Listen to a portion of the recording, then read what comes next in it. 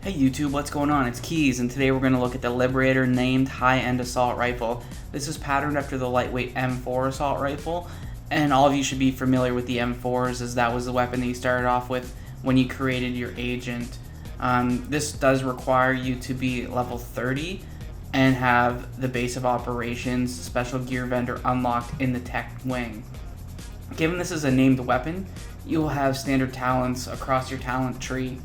Given that the Liberator is a named weapon, you also do not have the ability to add a weapon skin to it. On mine, my base damage is 8,377. The base rate of fire is 850 rounds a minute and a magazine size of 30. But with the mods that I have, the rate of fire is 1,087, and I have my magazine bumped up to 57. You can see the accuracy is very high. That's very common for an M4 architecture. The Liberator is a named weapon, so it does have static talents, which is competent, talented, and dominant. And we'll be talking a little bit about those as we see some of the gameplay. From an available mod slot, you do have the ability to add a short and long underbarrel, a magazine, a small and large muzzle, and a long short optic. So my magazine increases magazine size and rate of fire. My large optics increases headshot damage and accuracy. My large muzzle increases accuracy and critical hit chance. And large underbarrel increases hip fire accuracy and accuracy. So one of the big things with assault rifles is you're going to want to focus on stability and accuracy, as well as any type of critical hit chance you can get bumped up, because unlike SMGs, they don't have a 20 to 25 bonus added in. You can see, much like any of the M4 architectures, this gun is really easy to handle from a recoil perspective. I do recommend firing in burst mode. I find if I fire one shot at a time even, sometimes the weapon will kick left, right, center, up, down. It kind of goes all over the place, but if you do bursts in 6 to 8 bullets, you do hit a lot more of your shots and more frequently, which again is going to relate to taking down your targets much quicker.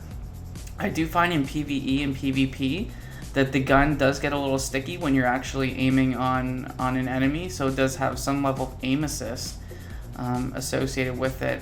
I find when you're shooting these targets, it does kind of kick off, but when you're actually fighting against enemies, it does seem to hit a bit more frequently, and there's a little bit less recoil. So not sure what's going on there, but something that I thought I'd bring up as I did notice it. So let's go take a look and see what kind of recoil pattern this has. If you guys have watched my assault rifle recoil pattern video, this does follow the same sort of principle. Whereas once I get past the base magazine, so on this weapon it's 30. So notice once I get to about 27 bullets left in the magazine, the gun stops recoiling. So it's kind of interesting that once you've got through the base magazine, you can fire the remainder of the magazine and there's no vertical recoil associated with it. When you're out in the real world, you'll see the ability for you to just tear through enemies with this gun. It might not be as kind of accurate or sticky as the SMGs seem, but the damage and the rate of fire and the reload speed makes this gun amazing.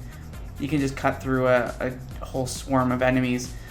Where this really shines is that when you use Pulse, Pulse increases that critical hit chance as well as some damage, and you can just rip through enemies very, very easily, and that reload speed comes in very handy, because with that rate of fire, you're going to be firing a lot of bullets really quickly, and what that reload speed will allow you to do is you'll get back in the action very fast.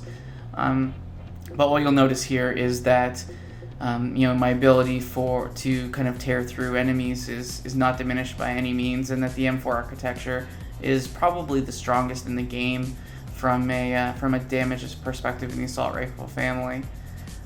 One of the things that I'll mention here is using steady hands is from the talent tree. It's in the third last row, very top. What it allows you to do is to take cover, and it'll reduce your recoil for 10 seconds.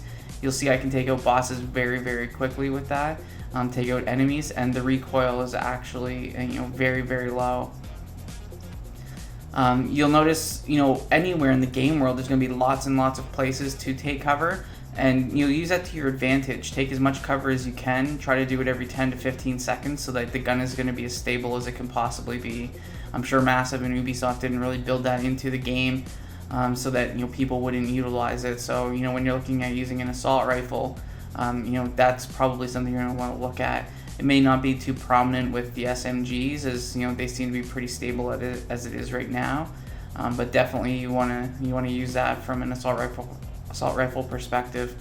This is without a doubt the best weapon for an electronics build. So someone who has high electronics or doing a tank build, with the different skills that you have, you're continually recharging your signature skill as well as the skill power that you have with every single kill that you get. So if you don't have this gun already, whether or not your DPS build, the health build, electronics build, go grab it, have some fun with it. It's a really fun rifle to use. Don't forget to leave a like, hit subscribe, and we'll see you guys in the next video. Thanks a lot for watching, everyone.